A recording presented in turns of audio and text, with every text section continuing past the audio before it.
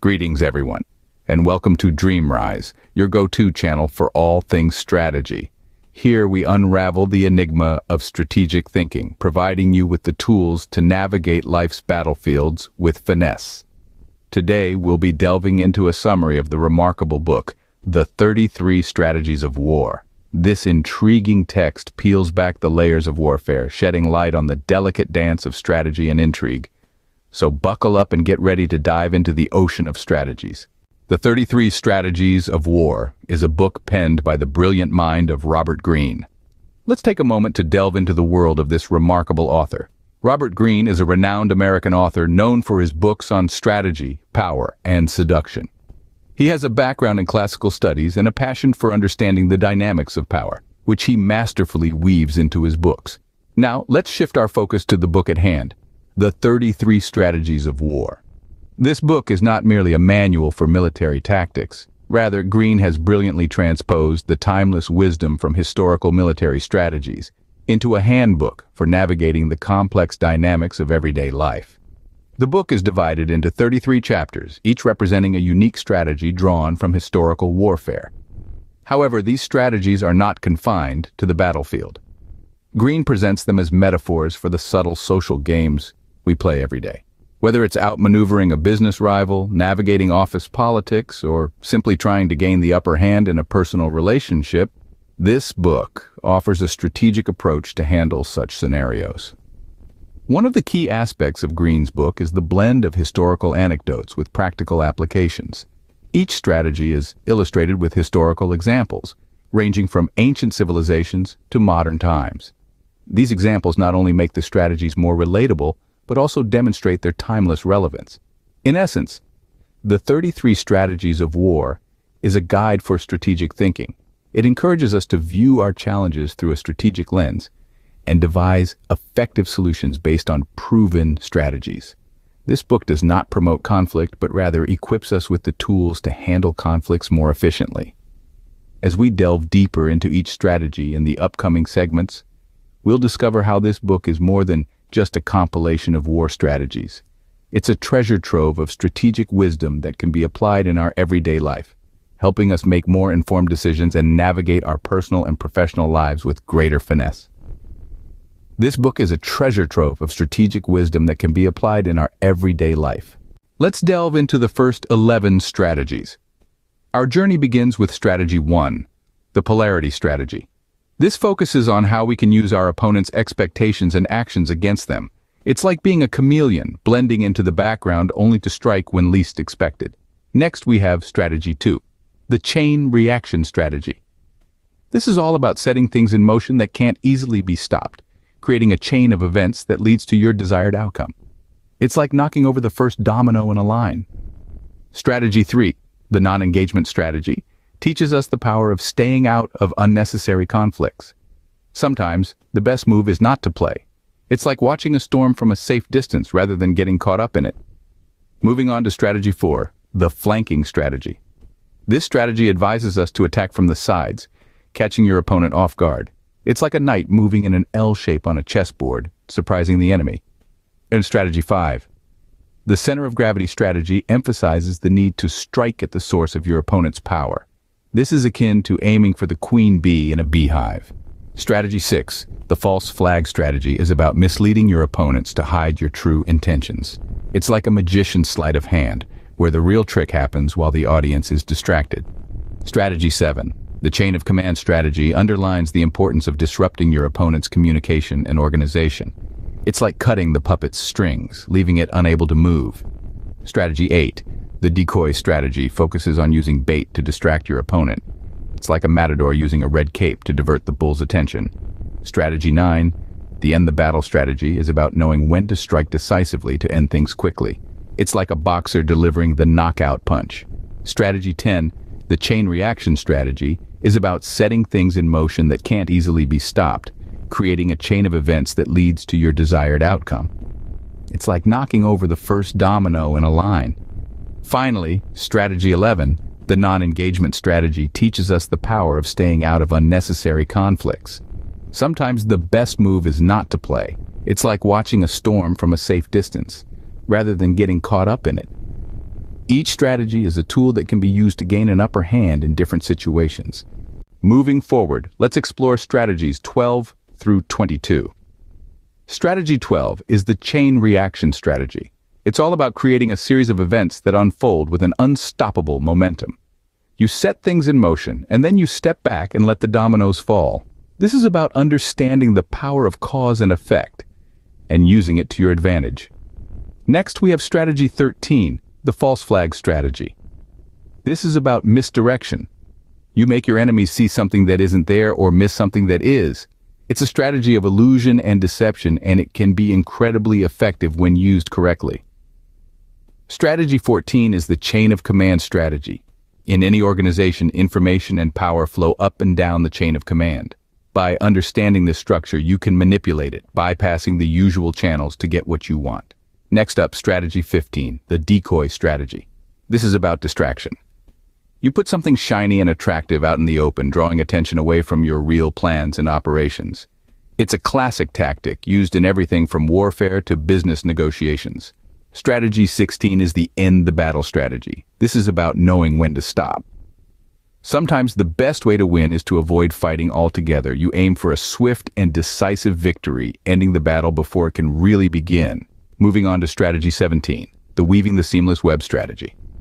This is a strategy of integration and coordination. You build a web of interconnected actions and plans, creating a seamless whole that is greater than the sum of its parts. Strategy 18 is the take the initiative strategy. This is about being proactive, not reactive. You don't wait for things to happen, you make them happen. You set the pace and dictate the terms of engagement. Next, strategy 19, the chain reaction strategy. This is about setting up a sequence of events that will unfold with an unstoppable momentum. It's about understanding how one action can set off a whole chain of events and using that knowledge to your advantage. Strategy 20 is the counterattack strategy. This is about turning the tables on your opponent. You take their attack and use it against them, turning their strength into a weakness. Strategy 21 is the non-engagement strategy. This is about knowing when not to engage. Sometimes the best strategy is to do nothing at all, to let the situation unfold without your interference. Finally, strategy 22 is the flanking strategy. This is about attacking from the side, where the enemy is weak. It's about finding the gaps in their defenses and exploiting them for your own gain. Remember, the right strategy at the right time can be a game changer. Finally, let's unfold the last 11 strategies. As we march on this journey of strategic enlightenment, we find ourselves at the threshold of strategy 23, the chain reaction strategy. Like a line of dominoes, one action sets off a series of others, creating momentum that is nearly impossible to halt. This strategy is about creating a cascade of consequences from a single, well-placed action. Next, we have the non-engagement strategy. Strategy 24 teaches us that sometimes the most effective move is not to move at all. By avoiding engagement, we conserve our energy and force our opponent to exhaust theirs.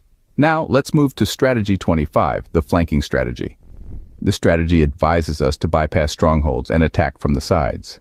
A direct attack is not always the best approach, and this strategy encourages us to consider alternatives. Strategy 26, the center of gravity. Strategy reminds us that every system has a core, a center of gravity. Identifying and attacking this core can disrupt the entire system, leading to victory. The false flag strategy, strategy number 27, is all about deception. This strategy involves pretending to be something you're not to mislead your opponent and gain an advantage. Moving on to strategy 28, the chain of command strategy. It proposes that disrupting the chain of command within an opponent's organization can lead to chaos and disarray, providing a window for attack. Strategy 29, the decoy strategy, is another trickery-based tactic. This strategy involves using decoys to distract your opponent, allowing you to strike where they least expect it. The end the battle strategy, strategy number 30, is about knowing when to stop.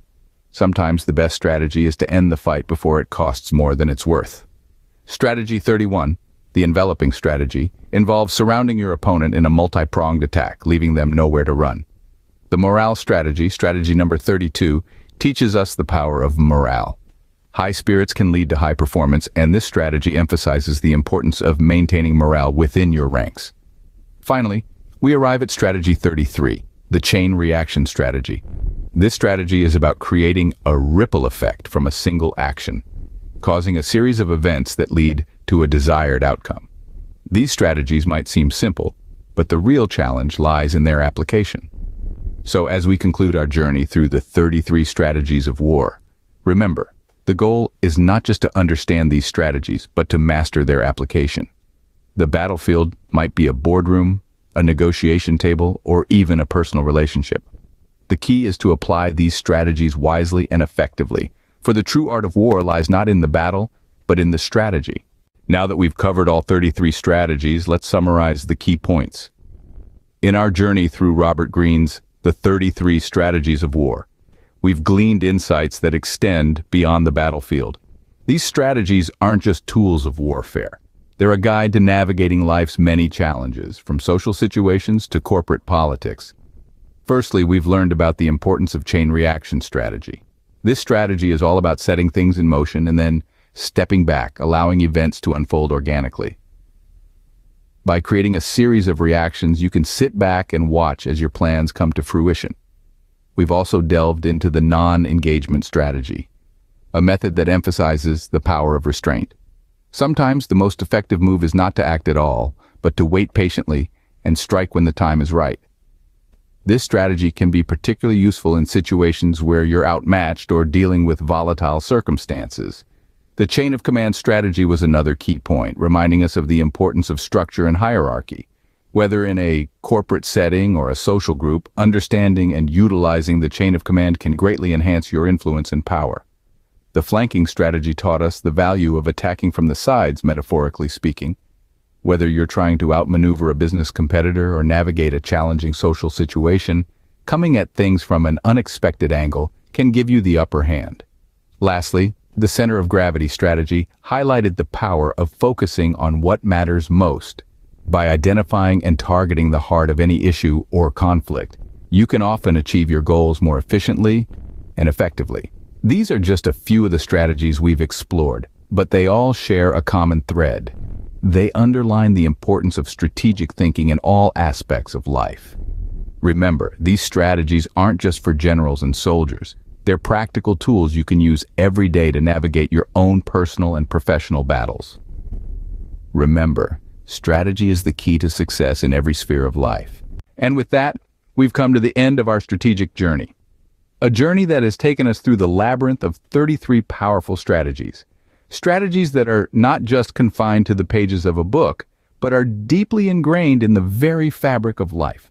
From the deceptive allure of the chain reaction strategy to the ruthless efficiency of the chain of command strategy, each one is a potent tool to navigate the complex landscape of our personal and professional lives. And who could forget the double-edged strategy, a timeless reminder that every action has its consequences, often twofold. But remember, my friends, understanding these strategies is only the first step. The real power lies in their application, in weaving them into your everyday decisions and actions. It's about seeing the world through a strategic lens, about turning challenges into opportunities, and about transforming yourself into a master strategist. Now, we've tried our best to distill these intricate strategies into a 15-minute summary. However, the book, The 33 Strategies of War, holds a wealth of knowledge that no summary can fully capture. So, if you're intrigued, I highly recommend reading the book in its entirety for a more detailed understanding. Thank you for watching. Don't forget to like, share, and subscribe to Dreamrise for more insightful content. Until next time, keep strategizing